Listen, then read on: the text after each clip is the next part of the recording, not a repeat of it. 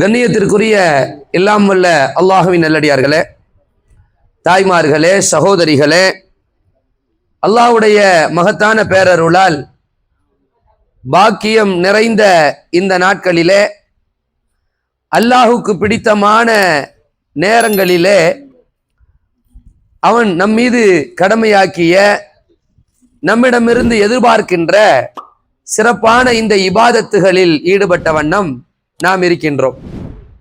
அல்லாஹு சுப்ஹானஹு வ தஆலா இந்த இபாதத்துகள் அனைத்தையும் நம்மிடமிருந்து கபூல் செய்ய வேண்டும் என்பதுதான் இப்பொழுது நம்முடைய தலையாய பிரார்த்தனையாக இருக்க வேண்டும். அல்லாஹு ரப்புல் ஆலமீன் நம்முடைய நோன்புகளிலே, இரவு நேர வணக்கங்களிலே, நம்முடைய ஏனைய இபாதத்துகளிலே, தர்மங்களிலே, ஜகாத்துகளிலே, உம்ராக்களிலே ஏதாவது சில குற்றங்கள், சில தவறுகள் ஏற்பட்டிருந்தாலும் கூட அல்லாஹு ரப்புல் ஆலமீன் அவைகளை கண்டுகொள்ளாமல் இந்த இபாதத்துகளை மக்பூலானதாக அல்லாஹு ரப்புல் ஆலமீன் ஆக்க வேண்டும் என்கிற பிரார்த்தனை முக்கியமானது. அல்லாஹ்வுடைய தூதர் ஸல்லல்லாஹு அலைஹி வஸல்லம் அவர்கள் இந்த ரமலானுடைய பிந்தைய காலகட்டத்திலே, அதாவது இந்த பிந்தின 10 அதிலேயும் நெருக்கமாக பெருநாள் திடலுக்கு முன்பாக செய்ய வேண்டிய ஒரு கடமையை சொல்கிறார்கள். கடமை, கட்டாய கடமை, அதான் ஃபரல ரசூலுல்லாஹி ஸல்லல்லாஹு அலைஹி வஸல்லம், அல்லாஹ்வுடைய தூதர் ஸல்லல்லாஹு அலைஹி வஸல்லம் அவர்கள் விதியாக கடமையாக ஆக்கியிருக்கிறார்கள் ஜகாத்துல் ஃபித்ர். ஃபித்ரா என்று நாம் சொல்கிறோம், பெருநாள் நோன்பு, பெருநாள் தர்மம் என்று நாம் சொல்கிறோமா இல்லையா? இப்படி ஒரு இபாதத்தை இந்த மார்க்கம் என்ன செய்கிறது? கட்டாயம் என்று சொல்கிறது. எப்ப கொடுக்கணும்? பெருநாள் திடலுக்கு போன பிறகு கொடுத்தா இது ஜகாத்துல் ஃபித்ரே கிடையாது. ஜகாத்துல் ஃபித்ரை அல்லாஹ் எதற்காக விதியாக்கினானோ அந்த ஒரு விதியை நாம் பின்பற்றியதாகவே ஆகாது. சாதாரணமான ஒரு தர்மத்தில் போய் சேர்ந்துடும். உங்களுக்கு ஜகாத்துல் ஃபித்ராக அது போய் சேர வேண்டும் என்று சொன்னால் நீங்க பெருநாள் திடலுக்கு போய் சேருவதற்கு முன்னால் அது ஏழைகளின் வீடுகளுக்கு போய் சேரணும். அப்படிங்கிறத மார்க்கம் விதியாக ஆக்கி இருக்குங்கிறதையும் நீங்கள் கவனமாக எடுத்துக்கொள்ள வேண்டும். இந்த நேரத்துல 2 காரணங்களை மார்க்கம் சொல்கிறது. எதுக்கு ஜகாத்துல் ஃபித்ரை நம்ம ஏன் கடமையா? ஜகாத்துல் ஃபித்ர் இன்னொரு விஷயத்தையும் நீங்க விளங்கிடுங்க. இது ஜகாத்துல் ஃபித்ர் என்பது பேர் தான், அதாவது தர்மம், பெருநாள் தர்மம், நோன்பு பெருநாள் தர்மம். இது ஜகாத்து கொடுக்கறவங்க தான் கொடுக்கணும்னு நினைச்சிடக்கூடாது. 11 சவரன் இருந்தாதான் கொடுக்கணும் போல, 10.5 சவரன் நகை, பவுன் நகைக்கு மேல இருந்தா தான் நம்ம கொடுக்கணும் போல, அப்படிங்கிறது இல்லை. யாருக்கு இது கடமை என்று சொன்னால், நாம பெருநாள் அன்னைக்கு சாப்பிட்றோம்ல, அந்த நம்ம சாப்பாடுக்கு ஒரு 500 ரூபாய் செலவாயிருக்கும் வச்சுக்கோ, தோராயமா சொல்றேன். ஒரு 300 வச்சுக்கிடுங்க அல்லது 500 வச்சுக்கிடுங்க. ஏதோ மினிமமான ஒரு செலவை வச்சுக்கணும். ரொம்ப கூடவும் இல்ல, நான் 5000 ரூபாய்க்கு தான் சாப்பிடுவேன்னு முடிவு எடுத்துட வேண்டாம், நான் 200 ரூபாய்க்கு சாப்பிடுவேன்னு சொல்லிட வேண்டாம். ஒரு தோராயமான ஒரு மினிமம் ஆவரேஜ் கணக்கை வச்சுக்கிட்டு அது போக நம்மள்ட்ட அதே பணம் இருந்துச்சுன்னு வைங்களேன், நமக்கு என்ன கடமை? தர்மம் கடமை. யாருக்கு கடமை? வீட்டுல உள்ள எல்லா தலைகட்டுக்கும் கடமை. வாப்பாவுக்கு கடமை, உம்மாவுக்கு கடமை, இங்க கணவருக்கு கடமை, மகனுக்கு கடமை, மகன் மனைவிக்கு கடமை, பிள்ளைகளுக்கு கடமை, கைப்பிள்ளையாதான் இருக்கு, குவா குழந்தையா இருக்கு, அதுக்கும் கடமை. விளங்குதா இல்லையா? எல்லாருமே ஆரம்பத்துல இருந்து கணக்கு பார்த்து கரெக்டா 5 பேரு 8 பேர் என்று சொல்லி என்ன மேக்சிமம் கொடுக்கணும் அப்படின்னா, நம்மள அன்றைக்கு நம்ம அந்தந்த பகுதிகளில் சாப்பாடாக இருக்கக்கூடிய தானியங்களை தான் கொடுக்கணும். எப்படியோ இது கடமையாக ஆகிருச்சு. இதனுடைய இலக்கு என்னன்னா, நோன்பு பெருநாள் அன்று 0 ஹங்கர், இதான் முடிவு. யாரும் பசியோடு இருக்கவே கூடாது. எல்லோரும், ஒட்டுமொத்த மதீனத்து மக்களும், ரசூலா ஏற்படுத்திய புரட்சியை சொல்றேன். நாம இன்னைக்கு நம்ம வீட்டுல பொங்க வைக்க சாப்பிடுறோமா, அதுதான் எல்லா பக்கமும். இத ஒரு படி மேல போய் நீங்க விளங்கிக்கணும். இஸ்லாம் என்பது இந்த 0 ஹங்கர் சிஸ்டம் இருக்கா இல்லையா? பசி பூஜ்ஜியத்துல இருக்கணும், பசியே இருக்கவே கூடாது என்கிற இந்த சிஸ்டம் இஸ்லாத்தினுடைய ஏனைய காரியங்கள் அனைத்தையும் நீங்கள் ஆய்வு செய்து பார்க்கும் பொழுது, இஸ்லாத்தினுடைய கொள்கையே, இஸ்லாத்தினுடைய அடிப்படை அம்சமே இதுதான். A society without the disease of hunger, அதாவது பசிப்பிணி இல்லாத ஒரு சமூகத்தை உருவாக்கணும். பசிப்பிணியே இருக்கக்கூடாது, பசி இல்லாத ஒரு சமூகம். இதுதான். அதுவும் குறிப்பாக இது போன்ற ஃபெஸ்டிவல் டைம், இது போன்ற விழா காலங்களிலே, இது போன்ற ஐது நாட்களிலே பசிங்கிறதே இருக்கக்கூடாது ஏழைகளுக்கு. ஏழை யார் இருந்தாலும் அவங்களை தேடி பிடிச்சு அவங்க வீட்டுல போய் சேர்த்தரணும். 2 காரணத்தை அல்லாஹு ரப்புல் ஆலமீன் இதற்கு விதியாக ஆக்குகின்றான். ஒரு காரணம் ஏன் இந்த ஜகாத்துல் ஃபித்ர் கடமை என்று சொன்னால், உங்களுடைய நோன்பு என்னவா இருக்கணும், அல்லாஹ்ட்ட கபூல் செய்யப்படணும். இவ்வளவு நாள் நோன்பு பிடிச்சிருக்கிறியோ, 30 நோன்பு 29 நோன்புகளை பிடிச்சிருக்கிறீங்களே, இது அல்லாஹ் இடத்துல கபூல் செய்யப்பட வேண்டும் என்று சொன்னால் நோன்பு பூரணமாக இருக்க வேண்டும், குறையின்றி இருக்க வேண்டும். அப்படி நம்மளை மீறி நோன்புல ஒரு குறை வந்துருச்சுன்னு வைங்களேன், என்ன செய்யறது? இப்ப அப்படி ஒரு கேள்வி இருக்கா இல்லையா? நோன்புல ஒருத்தர் நோன்பு பிடிச்சுதான் இருக்காரு, அவர் அறியாம டக்குன்னு ஒரு வார்த்தை விட்டுட்டாரு. அவ்வளவு நாள் பழக்கம், 11 மாசம் பழக்கம். தபக்குன்னு ஒரு ஆள் என்ன செஞ்சிட்டாரு, தான்ட்ட வேலை செய்யறவர்கிட்ட ஒரு வார்த்தையை விட்டு பேசிட்டாரு, மனைவிட்ட பேசிட்டாரு. மனைவி கணவர்கிட்ட கொஞ்சம் கோபமா வச்சான்னு ஏதோ பேசிட்டாங்க. இப்படி இது நம்மளை அறியாம வரக்கூடிய இந்த விஷயங்கள், இந்த மாதிரி குற்றங்களுக்கெல்லாம் பரிகாரம் ஜகாத்துல் ஃபித்ர். வேலைங்க எப்படி மார்க் வைக்குது பாருங்க. நீ 30 நாள் பசியா இருந்தியே, அந்த பசியா இருந்தது அல்லாஹ்வுடைய கடமை. பகல் நேரத்துல பசியா இருக்கணும். அந்த பசி அல்லாஹ் இடத்துல ஏற்றுக்கொள்ளப்படணும் என்றால் அதுல உள்ள குறைகள் நிவர்த்தி செய்யப்படணும். அதுக்கு நீ ஏழைகளின் பசியை ஆத்தணும் அப்படிங்கிற ஒரு சிஸ்டத்தை இஸ்லாம் கொண்டு வந்திருக்கு. இன்னொரு விஷயம் என்ன, குற்றங்களுக்கு பரிகாரம் சொல்வதோடு மட்டும் இல்லாமல், நீங்க செஞ்ச அந்த தவறுக்கு அது உங்களுக்கு அது நிவர்த்தியா இருக்கும்னு மட்டும் சொல்லாம, 2வது அது ஏழைகளுக்கு உணவாகவும் இருக்கும். இதைத்தான் கவனிக்கணும். ஏழைகளுக்கு உணவு, மிஸ்கீன், மிஸ்கீனுக்கு சாப்பாடு. இந்த மிஸ்கீனுக்கு சாப்பாடு கொடுக்கிறது இஸ்லாத்துல ஒரு மிகச் சிறந்த ஒரு பண்பு. அல்லாஹ்வுடைய தூதர் ஸல்லல்லாஹு அலைஹி வஸல்லம் அவர்களிடத்திலே ஒரு மனிதர் யா ரசூலுல்லாஹ், அல்லாஹ்வுடைய தூதரே, ஐயுல் இஸ்லாமி கைருன், இஸ்லாத்திலேயே சிறந்தது எது? இஸ்லாத்திலே கலிமா, தொழுகை, நோன்பு, ஜகாத், ஹஜ்ஜுக்கு பிறகு இதை செஞ்சா இவன் சரியான ஒரு காரியத்தை செஞ்சிருக்கிறான், இவன் சூப்பரான ஒரு காரியத்தை செஞ்சிருக்கிறான் என்று படைத்தவன் போற்றுகிற அளவுக்கு, ரப்புல் ஆலமீன் நமக்கு வாழ்த்துகிற அளவுக்கு ஒரு சிறப்பான காரியம் ஒன்று இருந்தால் அது எந்த காரியம்னு அந்த மனிதர் கேட்கும் பொழுது, அல்லாஹ்வுடைய தூதர் ஸல்லல்லாஹு அலைஹி வஸல்லம் அவர்கள் சொன்னார்கள், துத்ஹிமு த்ஆம, பசித்தவருக்கு சாப்பாடு கொடுங்க. இதான் ஃபர்ஸ்ட். அடுத்து அறிந்தவர்களுக்கும் அறியாதவர்களுக்கும் சலாம் சொல்லுங்க. இது 2வது. அப்ப இந்த துத்ஹிமு த்ஆம் இருக்க சாமானியமான விஷயம் கிடையாது. இந்த உலகத்தில் உள்ள மக்கள் பசியிலிருந்து விடுதலை அடைய வேண்டும் என்பது, பசியில்லா ஒரு உலகம் படைக்க வேண்டும் என்பது, ஜீரோ ஹங்கர் என்பது இஸ்லாத்தின் கொள்கையில் மிக முக்கியமானது.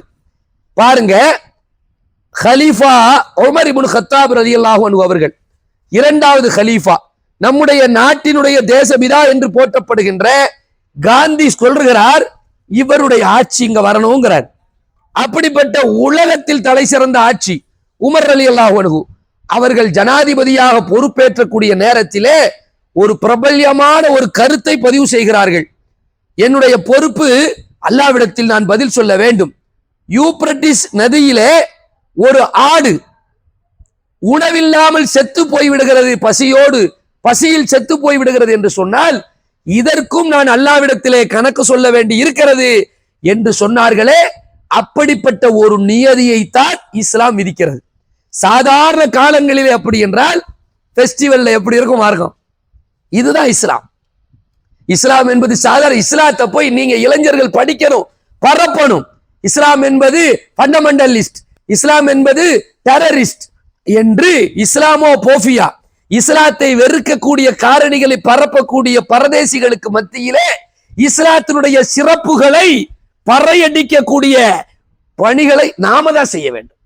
இந்த பண்பை ஜகாத்துல் ஃபித்ரை பத்தி பேசுறாண்டாலே பேசிக்கொண்டே இருக்கலாம். அது மாதிரி ஒரு காரணம் இருக்கா?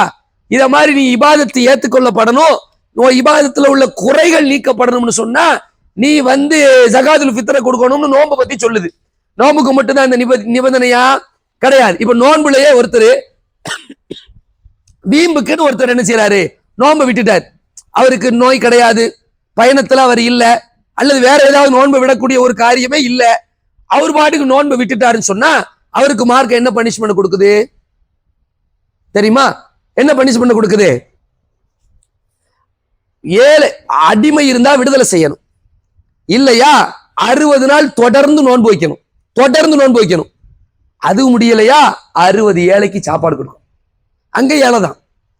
படைத்தவன்ட்ட ஒரு தனிநபருடைய மிஸ்டேக்க ஒரு சமூகத்தின் பசி போக்கக்கூடிய புரட்சியாக ஆக்கக்கூடிய மார்க்கம் இஸ்லாமிய மார்க்கம். நான் இந்த தொடர் உரையிலேயே உங்கள்கிட்ட ஒரு சப்ஜெக்ட பத்தி பேசிட்டு வரும் பொழுது ஹவுலா பின்த் சாலபா ரலியல்லாஹு அன்ஹாவை பற்றி பேசினேன். சகோதரிகள் தாய்மார்களுக்கு நினைவு இருக்கலாம். அந்த அம்மாவை பற்றி பேசும் பொழுது ஒரு சட்டத்தை பத்தி பேசுகிறோம். என்ன சட்டம்? ஐயாமுல் ஜாஹிலியா காலத்திலே லிகார் என்கிற ஒரு சட்டம் அமலில் இருக்கிறது. மனைவியை பிடிக்கவில்லை என்றால் காட்டுமராண்டித்தனமாக, பெண்ணடிமைத்தனமாக மனைவியை பார்த்து நீ என் தாயை போன்றவள், உன் முதுகு என் தாயின் முதுகை போன்றது என்று சொல்லிட்டா அந்த அம்மாவோடு இல்லற வாழ்க்கை கிடையாது, இனி திருமண வாழ்க்கையை தொடர முடியாதுங்கிற ஒரு சட்டத்தை ஐயாமுல் ஜாஹிலியால வச்சிருந்தாங்க. இவருடைய கணவர் ஹவுலா பின் சாலபா ரலியல்லாஹு அன்ஹுடைய கணவர் இந்த குற்றத்தை செய்து விடுகிறார். என்ன செஞ்சாங்க? அவரு ஒரு கோபத்துல இந்த வார்த்தை ஜாஹிலியாவுல பழக்கத்தை சொல்லிட்டாங்க. அந்த அம்மா ரசூலுல்லாஹ்ட்ட வந்து முறையிடுறாங்க. அல்லாஹ் அதுக்கு பதில் சொல்லும் போது என்ன சட்டம் போடுறான் தெரியுமா? இப்படி இனிமே யாராவது கிள்ளுக்கிறையாக மனைவிகள் விஷயத்திலே வார்த்தைகளை விடுவீர்கள் என்று சொன்னால் அடிமையை விடுதலை செய், இல்லையா 60 ஏழைக்கு சாப்பாடு கொடு. குர்ஆனுடைய வசனம். அதே மாதிரி நோன்புடைய காலத்துல ஒரு ஆளால நோன்பு பிடிக்க முடியாத அளவுக்கு ஒரு வியாதி இருக்குதா, வயது மூப்பாயிடுச்சா, அதுக்கு ஃபிதியா கொடுன்னு சொல்லுது. ஃபிதியானா என்னது? ஒரு நோன்புக்கு ஒரு ஏழைக்கு ஒரு நாளைக்கு சாப்பாடு கொடுக்கணும். அங்கே ஏழை தான். இந்த ஏழை சாப்பாடு, மிஸ்கீனுக்கு உணவு என்பது இஸ்லாத்தினுடைய அடிப்படையான அம்சம். உலகத்திலே மனிதர்கள் திருடுவது, விபச்சாரம் செய்வது, மோசமான குற்றங்களில் ஈடுபடுவது, போட்டி பொறாமை என்று எண்ணற்ற கேவலமான குணங்கள் பரவுவதற்கும் மக்களுக்கு மத்தியில் விரவுவதற்கும் அடிப்படையாக இருப்பது பசிதான், இல்லையா? அந்த பசியை விரட்டணும்னு இஸ்லாம் பல்வேறு காரணங்கள். சத்தியம் பண்றான் ஒருத்தன், அல்லாஹ் மேல சத்தியமா நான் இதை வந்து செஞ்சு தருவேங்கிறான், செய்ய முடியல, சத்தியத்தை முறிக்கிறான். என்ன பனிஷ்மெண்ட்? 10 ஏழைக்கு சாப்பாடு கொடுக்கணும். ஒருத்தன் நேர்ச்சை செய்யறான், அல்லாஹ் காண்டி இதை நான் செய்வேன், அல்லாவே உனக்கு நான் செஞ்சு தருவேன்னு இது நடந்தா இது நடக்கும்னு உனக்கு சொல்லிவிட்டான். அது நடந்துட்டு அவனால அதை செய்ய முடியல.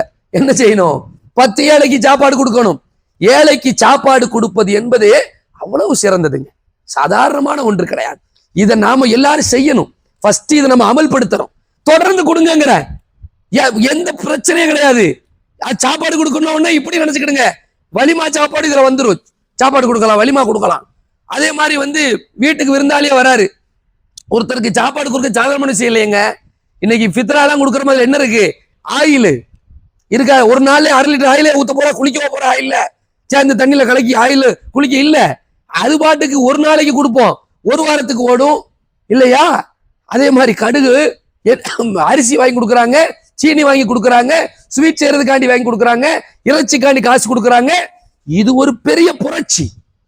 சாப்பாடு கொடுக்கறது விருந்துங்கிற அடிப்படையில் கொடுக்கலாம். நண்பரா இருப்போம், நண்பருக்கு வாங்க ஒரு நாள் சாப்பிட வாங்கல, குடும்பத்தோடு கூப்பிட்டு சாப்பாடு கொடுத்தனா அவர் அன்னைக்கு ஒரு 1000 ரூபாய் அவருக்கு மிச்சம், 500 ரூபாய் அவருக்கு. இந்த சாப்பாடு அவர் சாப்பிடணும்னா அவர் இன்னொரு 1000 ரூபாய் செலவழிக்கணும்.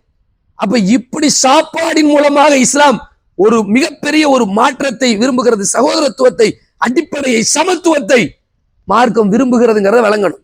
அல்லாஹ்வுடைய தூதர் ஸல்லல்லாஹு அலைஹி வஸல்லம் காலத்துல ஒரு மனிதர் வர்றாரு. யார சொல்ல? அல்லாஹ்வுடைய தூதரே, சாப்பாடு வேணும், பசிக்குதே அப்படிங்கிறாரு. ரசூல் ஸல்லல்லாஹு அலைஹி வஸல்லம் வீட்டுல ஃபுல்லா அலசுறாங்க. சஹாபி பிலால் ரலியல்லாஹு விட்டு எந்த வீட்லயுமே சாப்பாடு இல்லை. ரசூலுல்லாஹ்வுடைய வீடு எப்படி இருந்திருக்கு பாருங்க, சாப்பாடு இல்லாத வீடா இருந்திருக்கு. விளங்குதா இல்லையா? என்ன பண்றாங்க? உடனேயே அறிவிக்கிறாங்க, ஒரு கூட்டு வந்துட்டாங்க பாருங்க, இவருக்கு யாரு சாப்பாடு கொடுப்பான்னு. உடனே ரசூலுல்லாஹ் வாயில இருந்து வந்த உடனே அடிச்சு புரண்டு ஒரு சஹாபி கூட்டு போயிட்டாரு. வீட்டுல சோறு இல்ல, வீட்டுல சாப்பாடு இல்ல, கூட்டு போயிட்டாரு. என்ன ஆனா அவங்க மனைவி பாருங்க, வேலை கிடையாதா அப்படின்னு சொல்ற மனைவியா அவங்க இல்ல, அல்லாஹ்வுடைய விருந்தாளி, சிறப்பா இவங்களுக்கு செய்யணும் அப்படின்னு சொல்லி பிள்ளைக்கு வச்சிருந்த சாப்பாடை பிள்ளைய தாக்காட்டி தூங்க வச்சு 2 பேருமா சேர்ந்து ஒரு மாஸ்டர் பிளான் பண்றாங்க. நம்மால் பண்ணுவான் மாஸ்டர் பிளான். எக்ஸான்ல இருந்து ரசீது புக்கு தூக்கிட்டு வந்துட்டான், யார் வர்றான் பாரு அப்படின்லாம். அப்படி நம்ம யாரும் சொல்லல, ஆனா அப்படி சொல்றோம், பார்க்கலாம். அப்படியே கூட்டத்தை பார்த்தா ஓடிடுவோம். போன் பண்ண, அசரத்து போன் பண்றாரு, என்ன விஷயமா இருக்கும், ஒரு வேலை கேட்பாரோ அப்படின்னு. சில பேர் போன் பண்ண விரும்புவாங்க. எங்க நண்பர்லாம் பேசும்போது சொல்லுவாப்புல, கரெக்டா அடிச்சிருவாங்க, கரெக்டா எழுதி வச்சு கொடுத்துருவாங்க. இந்த உங்களுக்கு பாய், உங்களுக்கு எவ்வளவு தருமே வருஷம் வருஷம், இதை வந்து கொடுத்துருங்க. அவரு கொடுக்கறது இல்ல, அவர் யாருக்கா கொடுப்பாரு, அவர் வந்து மீடியேட்டரா இருந்து செயல்படுவார். இப்படி கரெக்டா கொடுக்குற ஆட்கள்லாம் இருக்காங்க. சில பேர் மாஸ்டர் பிளான் பண்ணுவான், வராமலா நான் இல்லைன்னு சொல்லிடலாம் அப்படிம்பாங்க. அப்படி சில பேர்லாம் இருப்பாங்க. அல்லாஹ் நம்மளுக்கு அந்த புத்தியை விட்டு நம்மளை என்ன செய்யணும், அடியோடு நம்மளை காப்பாற்றணும். இந்த 2 பேரும் மாஸ்டர் பிளான் என்ன பண்றாங்க, இந்த கணவனும் மனைவியும் பிள்ளைய தூங்க வச்சுட்டு லைஸா விளக்கு தானே, விளக்கு ஆஃப் பண்ணி விட்டுட்டு நான் பாட்டு உட்காந்து நினைச்சுவோம் 2 பேரும் சாப்பிட்ற மாதிரி ஒரு ஆக்ஷனை போட்டுருவோம். அப்ப சவுண்டு கிடையாது சாப்பிட்றா அர்த்தம். அவரை உட்கார வச்சுட்டு அவர் ஒரு டிபி பேர் ஒரு நல்ல டேஸ்டா இருக்கா அப்படி சொல்லி இப்படி ஏமாத்தி, எதை ஏமாத்துறது, ஆள் இல்லைன்னு ஏமாத்துறது இல்ல. நாங்களும் சாப்பிடுறோம், நீங்களும் சாப்பிடுங்க. சில பேருக்கு சாப்பிட்டதான் சாப்பிட தோணும், பார்த்திருக்கீங்களா? நின்னு பரிமாறுவாங்க, பிடிக்காது. உட்காரியா நீயும் உட்காரு சாப்பிடுவோன்னா அப்ப நல்லா இருக்கு, இன்னும் கொஞ்சம் 2 பிடி மேல கூட போகும் இல்லையா? அப்படி 2 பேர் சாப்பிடுற மாதிரி நடிச்சு அந்த மனிதரை சாப்பிட வச்சதுக்கு அல்லாஹ் கொடுத்த பரிசு என்ன தெரியுமா? 59வது அத்தியாயத்துல 9வது வசனங்க. அல்லாஹ் பாராட்டுறான், ஏழைக்கு சாப்பாடு இப்படியா கொடுப்பீங்க, இவ்வளவு பாசமா உங்களுக்கு, அவர்கள் தங்களை விட பிறருக்கே முன்னுரிமை அளிக்கின்றார்கள் அப்படின்னு புகழ்ந்து அல்லாஹ் வசனத்தை இறக்கி வச்சுட்டா. நைட்டு ஃபஜ்ர் தொழுகைக்கு வரும்போது ரசூலுல்லாஹி ஸல்லல்லாஹு அலைஹி வஸல்லம் அவரை பார்த்து ஓடுறாங்க. என்னையா நடந்துச்சு உங்க வீட்டுல நேத்து, சொல்லுன்னு சொன்னோன்னு அவர் விவரப்படுத்துறாரு, இதான் நடந்துச்சுன்னு. அல்லாஹ் சிரிச்சாயா? இப்படி இந்த மார்க்க என்ன செய்யுது அப்படின்னு சொன்னா, பசிக்கு. ஆயிஷா ரலியல்லாஹு அன்ஹா முடிக்கிறேன். ஆயிஷா ரலியல்லாஹு அன்ஹா அவர்களுடைய வீட்டுல ஒரு ஆடு அறுக்கப்படுது. அறுத்து உடனே அதாவது ஸல்லல்லாஹு கொடுங்கன்னு சொல்லிட்டு போயிட்டாங்க. பக்கத்துல உள்ள ஏழை எல்லாத்துக்கும் தர்மம் கொடுத்துறாங்க. தர்மம் கொடுத்து ரசூலுல்லாஹி ஸல்லல்லாஹு அலைஹி வஸல்லத்துக்கு பிடிச்ச ஒரு பகுதி, ஆட்டினுடைய முன்சப்பை பகுதி. ரசூல் ஸல்லல்லாஹு அலைஹி வஸல்லம் எந்த உணவு எனக்கு பிடிக்கும், இது எனக்கு பிடிக்கும், இதற்கு எடுத்து வைங்கன்னு சொன்னதே கிடையாது. இந்த ஹதீஸ் சொன்னா இப்படி புரிஞ்சு கூடாது, எனக்கு அது எடுத்து வைங்க, எடுத்து வைங்க, அப்படி அந்த சந்தை எடுத்து வை, இந்த சந்தை எடுத்து வை, இந்த முடுக்கு எடுத்து வை, இப்படிலாம் சொல்ல மாட்டாங்க. விளங்குதா? ரசூலுல்லாஹ் சாப்பிடும்போது விரும்பி சாப்பிடுவாங்க, அது அப்படி சொல்லி சாப்பிட்டுருக்காங்க. அப்படி ஆயிஷா ரலியல்லாஹு நோட் பண்ணியிருக்காங்க ரசூலுல்லாஹ்வை. அவங்களுக்காண்டி ஒரு முன் சந்தில இருந்து எடுத்து வச்சிருக்காங்க. ரசூலுல்லாஹ் வந்தோடனே, என்னப்பா ஆர்டர் தீ எல்லாம் காலி ஆயிட்டான்னு ரசூலுல்லாஹ் கேட்டிருக்காங்க. உடனே கேட்கறாங்க ஆயிஷா ரலியல்லாஹு அன்ஹா, ஆமா எல்லாமே காலி ஆயிட்டு, ஆனா உங்களுக்காண்டி ஒண்ணு மட்டும் எடுத்து வச்சிருக்கேன், அது மட்டும் தான் அப்படின்னு சொல்றாங்க. என்ன எடுத்து வச்சிருக்கிற? இந்த பிடிச்ச இந்த அந்த சந்து. ஆயிஷா எல்லாமே சேஃப்டியா ஆயிடுச்சு, சேமிக்கப்பட்டுடுச்சு, இது மட்டும்தான் செலவு, நோட் பண்ணிக்கங்கிறாங்க. நாம எதை சாப்பிட்டோமோ அது மட்டும் தான் செலவாகி இருக்கு, எதையெல்லாம் நீங்கள் கொடுத்தீர்களோ அது சேமிப்புன்னு சொன்னாங்களே. சாப்பாடை கொடுக்கணும்னா அதாங்க இஸ்லாமிய புரட்சிங்க. அது ஆயிஷா 14 நூற்றாண்டுகளுக்கு முன்னால் இஸ்லாம் ஏற்படுத்திய புரட்சின்னு சொன்னா, இந்த மார்க்கத்துல நாம அல்லாஹ் நம்மள எப்படி நாடி இருக்கிறான் பாருங்க. இதை நாம சிந்தித்து பார்க்க வேண்டும். பெருநாள் அன்று கவனமாக இருங்கள்.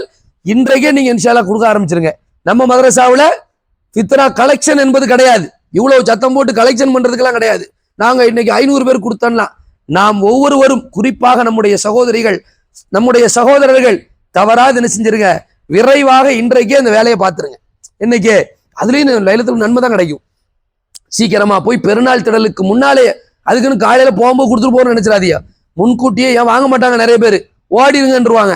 இப்பெல்லாம் வாங்கி எங்க போய் அரிசி வாங்கி, எங்க போய் பருப்பு வாங்கி, இதெல்லாம் சரிப்பட்டு வராது. அதனால முன்கூட்டியே என்ன செஞ்சிடணும், கொடுத்தரணும். நபர்களை கணக்கு பாருங்க.